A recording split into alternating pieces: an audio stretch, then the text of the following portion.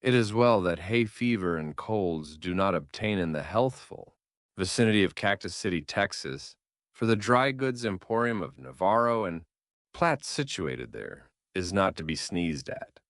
20,000 people in Cactus City scatter their silver coin with liberal hands for the things that their hearts desire. The bulk of this semi precious metal goes to Navarro and Platt. Their huge brick building covers enough ground to graze a dozen head of sheep. You can buy of them a rattlesnake skin necktie, an automobile, or an $85 latest style ladies' tan coat in 20 different shades. Navarro and Platt first introduced pennies west of the Colorado River. They had been ranchmen with business heads who saw that the world did not necessarily have to cease its revolutions after free grass went out. Every spring, Navarro, senior partner, 55, half Spanish, cosmopolitan, able, polished, had gone on to New York to buy goods. This year he shied at taking up the long trail. He was undoubtedly growing older, and he looked at his watch several times a day before the hour came for his siesta. John, he said to his junior partner, you shall go on this year to buy the goods. Platt looked tired. I'm told, said he, that New York is a plumb dead town, but I'll go. I can take a whirl in San Antone for a few days on my way and have some fun. 2 weeks later, a man in a Texas full-dress suit black frock coat, broad-brimmed soft white hat, and lay-down collar 3-4 inch high with black wrought iron necktie, entered the wholesale cloak and suit establishment of Zizbaum and Son on Lower Broadway. Old Zizbaum had the eye of an osprey, the memory of an elephant, and a mind that unfolded from him in 3 movements, like the puzzle of the carpenter's rule. He rolled to the front like a brunette polar bear and shook Platt's hand. And how's the good, Mr. Navarro in Texas? He said. The trip was too long for him this year, so we welcome Mr. Platt instead. A bull's eye, said Platt, and I'd give 40 acres of unirrigated Pecos County land to know how you did it. I knew, grinned Zizbaum, just as I know that the rainfall in Paso for the year was 28.5 inches, or an increase of 15 inches, and that therefore Navarro and Platt will buy a $15,000 stock of suits this spring instead of $10,000, as in a dry year. But that will be tomorrow. There's first a cigar in my private office that will remove from your mouth the taste of the ones you smuggle across the Rio Grande. And like because they are smuggled. It was late in the afternoon and business for the day had ended.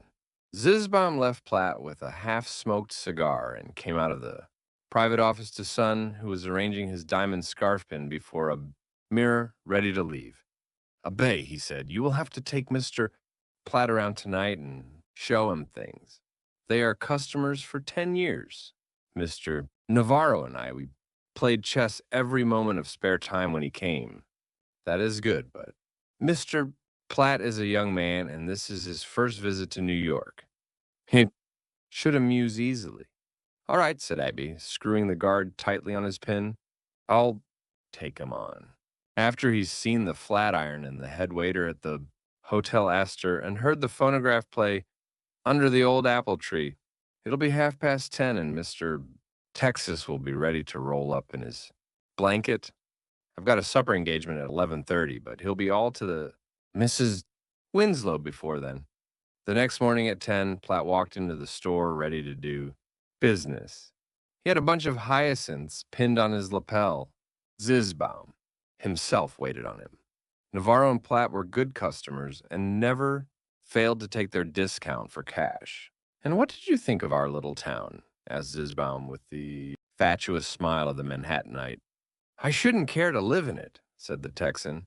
Your son and I knocked around quite a little last night. You've got good water, but Cactus City's better lit up. We've got a few lights on Broadway, don't you think, Mr. Platt? And a good many shadows, said Platt. I think I like your horses best. I haven't seen a crowbait since I've been in town. Zizbaum led him upstairs to show the samples of suits. Ask Miss Asher to come, he said to a clerk. Miss Asher came, and Platt of Navarro and Platt felt for the first time the wonderful bright light of romance and glory descend upon him. He stood still as a granite cliff above the canyon of the Colorado with his wide-open eyes fixed upon her. She noticed his look and flushed a little, which was contrary to her custom. Miss Asher was the crack model of Zizbaum and Son. She was of the blonde, type known as medium, and her measurements even went the required 38, 25, 42 standard, a little better. She had been at Zizbaum's, too, years, and knew her business. Her eye was bright but cool, and had she chosen to match her gaze against the optic of the famed basilisk, that fabulous monster's gaze would have wavered and softened first. Incidentally, she knew buyers. Now, Mr. Platt, said Zizbaum, I want you to see these princess gowns in the light shades. They will be the thing in your climate. This first, if you please, Miss Asher. Swiftly in and out of the dressing room, the prize model flew, each time, wearing a new costume and looking more stunning with every change. She posed with absolute self-possession before the stricken buyer, who stood tongue-tied and motionless, while Zizbaum orated oilily of the styles. On the model's face was her faint, impersonal professional smile that seemed to cover something like weariness or contempt. When the display was over, Platt seemed to hesitate. Zizbaum was a little anxious, thinking that his customer might be inclined to try elsewhere. But Platt was only looking over in his mind the best building sites in Cactus City, trying to select one on which to build a house for his wife-to-be, who was just then in the dressing room taking off an evening gown of lavender and tulle. Take your time, mister. Platt, said Zizbaum. Think it over tonight. You won't find anybody else meet our prices on goods like these. I'm afraid you're having a dull time in New York, mister. Platt, a young man. Like you, of course, you miss the society of the ladies. Wouldn't you like a nice young lady to take out to dinner this evening? Miss Asher, now, is a very nice young lady. She will make it agreeable for you. Why, she doesn't know me, said Platt wonderingly. She doesn't know anything about me. Would she go? I'm not acquainted with her. Would she go? Repeated Zizbaum with uplifted eyebrows. Sure, she would go. I will introduce you. Sure, she would go. He called Miss Asher loudly. She came, calm and slightly contemptuous, in her white shirtwaist and plain black skirt. Mr. Platt would like the pleasure of your company to dinner this evening, said Zizbaum, walking away. Sure, said Miss Asher, looking at the ceiling. I'd be much pleased. 911 West 20th Street. What time? Say 7 o'clock. All right, but please don't come ahead of time. I room with a school teacher, and she doesn't allow any gentlemen to call in the room. There isn't any parlor, so you'll have to wait in the hall. I'll be ready. At 7:30, Platt and Miss Asher sat at a table in a Broadway restaurant. She was dressed in a plain, filmy black. Platt didn't know that it was all a part of her day's work. With the unobtrusive aid of a good waiter, he managed to order a respectable dinner, minus the usual Broadway preliminaries. Miss Asher flashed upon him a dazzling smile. Mayn't I have something to drink? She asked. Why, certainly, said Platt. Anything you want. A dry martini, she said to the waiter.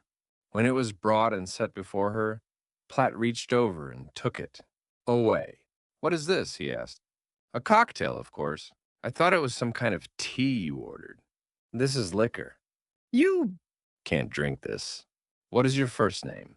To my intimate friends, said Miss Asher freezingly, it is Helen. Listen, Helen, said Platt, leaning over the table. For many years, every time the spring flowers blossomed out on the prairies I got to, thinking of somebody that I'd never seen or heard of, I knew it was you, the minute I saw you yesterday. I'm going back home tomorrow, and you're going with me. I know it, for I saw it in your eyes when you first looked at me. You needn't kick, for you've got to fall into line. Here's a little trick I picked out for you on my way over. He flicked a 2-carat diamond solitaire ring across the table. Miss Asher flipped it back to him with her fork. Don't get fresh, she said severely. I'm worth $100,000, said Platt. I'll build you the finest house in West Texas. You can't buy me, mister. Buyer, said Miss Asher, if you had $100 million, I didn't think I'd have to call you down. You didn't look like the others to me at first, but I see you're all alike. All who? Asked Platt. All you buyers. You think because we girls have to go out to dinner with you or lose our jobs that you're privileged to say what you please. Well, forget it. I thought you were different from the others, but I see I was mistaken. Platt struck his fingers on the table with a gesture of sudden, illuminating satisfaction. I've got it, he exclaimed, almost hilariously, the Nicholson place. Over on the north side. There's a big grove of live oaks and a natural lake. The old house can be pulled down and the new one set further back. Put out your pipe, said Miss Asher. I'm sorry to wake you up, but you fellows might as well get wise, once for all, to where you stand. I'm supposed to go to dinner with you and help jolly you along, so you'll trade with old Zizzy, but don't expect to find me in any of the suits you buy. Do you mean to tell me, said Platt, that you go out this way with customers, and they all talk to you like I have? They all make plays, said Miss Asher. But I must say that you've got and beaten one respect. They generally talk diamonds while you've actually dug one up. How long have you been working, Helen? Got my name pat, haven't you? I've been supporting myself for 8 years. I was a cash girl and a rapper and then a shop girl until I was grown, and then I got to be a suit model. Mr. Texas man, don't you think a little wine would make this dinner a little less dry? You're not going to drink wine anymore, dear. It's awful to think how I'll come to the store tomorrow and get you. I want you to pick out an automobile before we leave. That's all we need to buy here. Oh, cut that out. If you knew how sick I am of hearing such talk. After the dinner, they walked down Broadway and came upon Diana's little wooded park. The trees caught Platt's eye at once, and he must turn along under the winding walk beneath them. The lights shone upon two bright tears in the model's eyes. I don't like that, said Platt. What's the matter? Don't you mind, said Miss Asher. Well, it's because, well, I didn't think you were that kind when I first saw you, but you are all like. And now will you take me home, or will I have to call a cop? Platt took her to the door of her boarding house. They stood for a minute in the vestibule. She looked at him with such scorn in her eyes that even his heart of oak began to waver. His arm was halfway around her waist when she struck him a stinging blow on the face with her open hand. As he stepped back, a ring fell from somewhere and bounded on the tiled floor. Platt groped for it and found it. Now, take your useless diamond and go, Mr. Buyer, she said. This was the other one. The wedding ring, said the Texan, holding the smooth gold band on the palm of his hand. Miss Asher's eyes blazed upon him in the half-darkness. Was that what you meant? Did you? Somebody opened the door from inside the house. Good night, said Platt. I'll see you at the store tomorrow. Miss Asher ran up to her room and shook the schoolteacher until she sat up in bed, ready to scream fire. Where is it? She cried. That's what I want to know, said the model. You've studied geography, Emma, and you ought to know. Where's a town called Caracas City, I think they called it. How dare you wake me up for that, said the school teacher. Caracas is in Venezuela, of course. What's it like? Why, it's principally earthquakes and Negroes and monkeys and malarial fever and volcanoes. I don't care, said Miss Asher blithely. I'm going there tomorrow.